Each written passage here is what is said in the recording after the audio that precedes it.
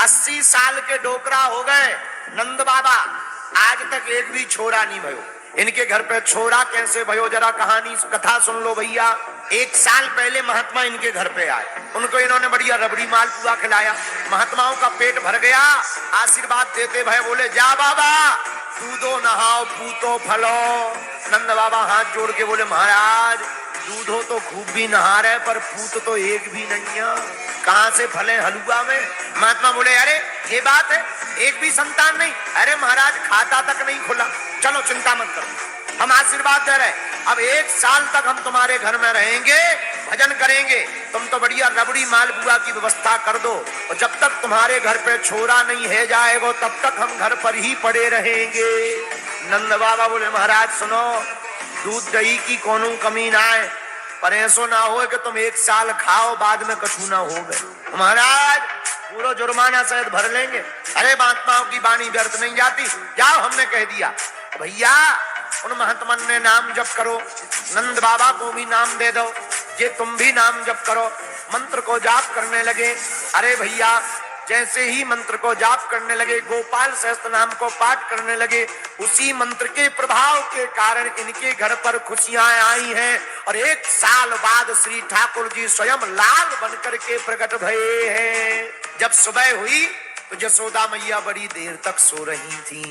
नंद बाबा की एक बहन थी जिनका नाम था सुनंदा, वो भी भाभी के यहाँ पर आई थी काम धाम देखने कि भाभी अभी ज्यादा काम कर नहीं सकती हैं। और सुनंदा जैसे ही भाभी के कमरे में गई और देखो कि भाभी मैया तो पूरी निर्भूल सो रही, पर बाके बगल में एक नेक छोटो सो छोरा हाथ पांव फटकार तो भाव लेटो है। सोई चिल्ला के बोली अरे है गाओ भैया है गाओ। बहुत सारे गोप ग्वाल दौड़े दौड़े चले आए, का है गाओ मुंह पे हाथ धर के बोली कछू ना है भाई, पहले ये बताओ बाबा कहाँ है। सबने कहा बाबा तो अखाई पर बैठे हैं। सुनंदा बहन भागी गई, अरे भैया अरे बहन काय को भागी आई, का बात है, का है गो भैया ये बता, अगर मैं खुशखबरी दूंगी तो मुझे का मिलेगा। तुरंत चाबी निकाल के नंद बाबा ने दे दे, ले जो तुमको चाहिए सो ले ले, पर ये बता का भाव। अरे भैया बधाई हो, छोरा भयो है। इतना सुनते ही पूरे गोकुल में हल्ला हो गया, बधाई बजने लगी। भगवान प्रकट होने पर बहुत जगह उत्सव मनाया जा रहा है। नंद बाबा आए, बड़े बड़े अन्न के 7 पहाड़, बड़े बड़े धन धान्य के पहाड़, लाखों गैया, हजारों कौंटलों चांदी, कई किलो स्वर्ण ब्राह्मणों को दान में दे दी, दान कर दिया छोरा के प्रकट होने पे। खूब हल्ला है, भगवान प्रकट भय। बहुत दिन बाद नंद बाबा को याद आई, अरे राम राम राम राम भैया, राजा कंस को कर्ज तो इस साल चुका ही नहीं पाए, हर वर्ष राजा को कर दिया जाता था, अब क्या किया जाए। सोई सबको राजपाट सौंप दिया, तुम गोकुल की रक्षा करना, हम राजा कंस का कर चुकाने जा रहे हैं। कर देने के लिए नंद बाबा गए राजा कंस के पास, थोड़ा इस साल ज्यादा ले गए। राजा कंस ने कर की मात्रा ज्यादा देखकर मुस्कुराते हुए बोला, क्या बात है नंद बाबा, इस साल ज्यादा कराया है। बोले महाराज आपकी कृपा ते जा उम्र में भी 80 साल के डोकरा है गए, पर आपकी कृपा ते हमारे घर पे छोरा भयो है। तुरंत राजा कंस ने आशीर्वाद दो, जाओ हम आशीर्वाद दे रहे, तुम्हारा छोरा जुग जुग जिए, जाको नाम पूरी दुनिया में फैले, और इस छोरा के जितने शत्रु हैं वे सब जल्दी मर जाए। इधर बैठे बैठे ठाकुर जी पन्ना में ही गए, थैंक यू वेरी मच मामा जी, अपने मरने को आशीर्वाद खुद ही ठोक रहे। कंस ने अहो बकीनम बकासुर, बकासुर की बहन पूतना को बुलाया, इधर आओ। और पूतना का अर्थ क्या होता, पूतना, जो पूतों को देख करके उसे प्रिय ना लगे वही पूतना। कंस ने पूतना मौसी को बुलाया, पूतना इधर आओ। हमारा ब्रिज में जितने भी नवजन्मित बच्चे हैं उनको जाकर के खत्म कर दो, तुम्हें ये हमने जो है ठेके पे काम दिया, जो आज्ञा महाराज। अब पूतना ने मारा कैसे, पूतना ने अपने स्तनों में कालकूट नामक विष लगाया, और जितने ब्रिज के नवजन्मित बच्चे थे सबको दूध पिलाती जाए और मारती जाए। अब उसे पता लगा गोकुल में, गोकुल के जो नंद बाबा है ना, उनके घर में 80 साल की उम्र में छोरा भई हो। चलो भैया, उनके ते भी उनके पूत को जय जय करे आवे। तो जैसे ही गोकुल आई, तो पहले तो राक्षसनी थी, पर गोकुल में प्रवेश करते ही उसने माया भी थी, इतना सुंदर भेष धारण कर लिया, लक्ष्मी जी भी फीकी पड़ रही। कई बार नकली प्रोडक्ट की इतनी बढ़िया पैकिंग की जाती है कि असली प्रोडक्ट भी फीका पड़ जाता है। यशोदा के भवन में पहुंची, यशोदा जी काम में व्यस्त थी। अरे बहना राम राम। हाँ बहना राम राम राम राम। कौन है तू? पूतना मौसी बोली, मोह ना पहचानो बहन, मैं तेरी दूर की रिश्तेदार नहीं लागू। तो यशोदा मैया बोली, शादी में ना दिखी, पहले ना दिखी, बाद में ना दिखी, अब नई नई कौन सी रिश्तेदार नहीं पैदा है गई? तू शादी में तो मिलती अगर रिश्तेदार नहीं है तो।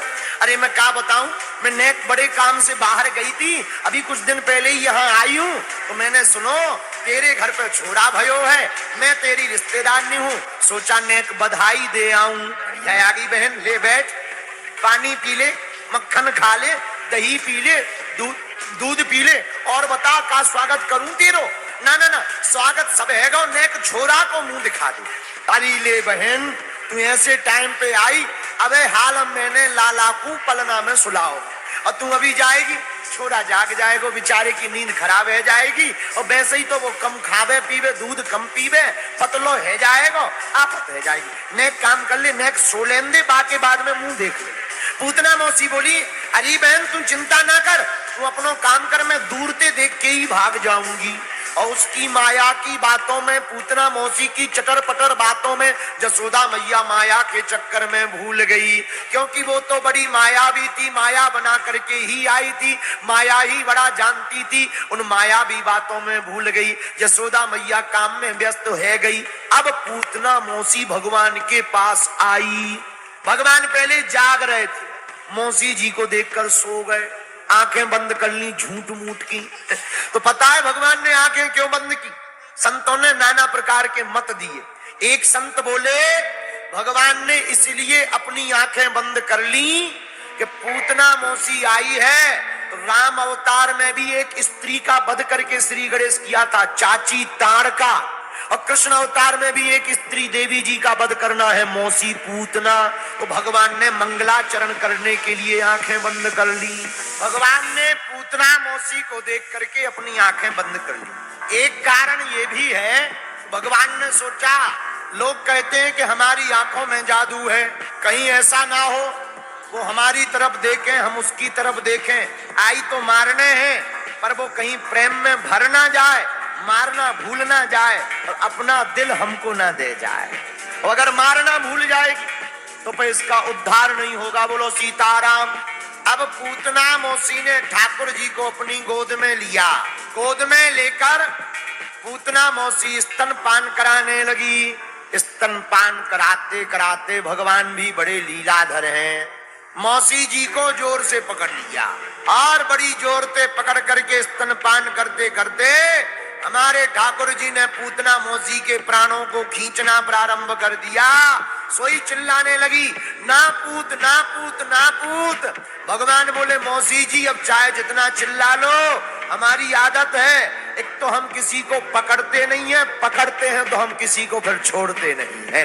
पूतना मौसी समझ गई भैया अब बचने वाले नहीं है, सोई भागी कहां? मथुरा की तरफ दौड़ लगाई।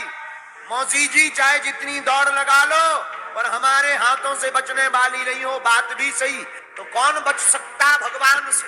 अंत तो गत्ता जब पूतना मौसी गोकुल से बाहर चली गई, सोई भगवान ने प्राणों को खींच लिया।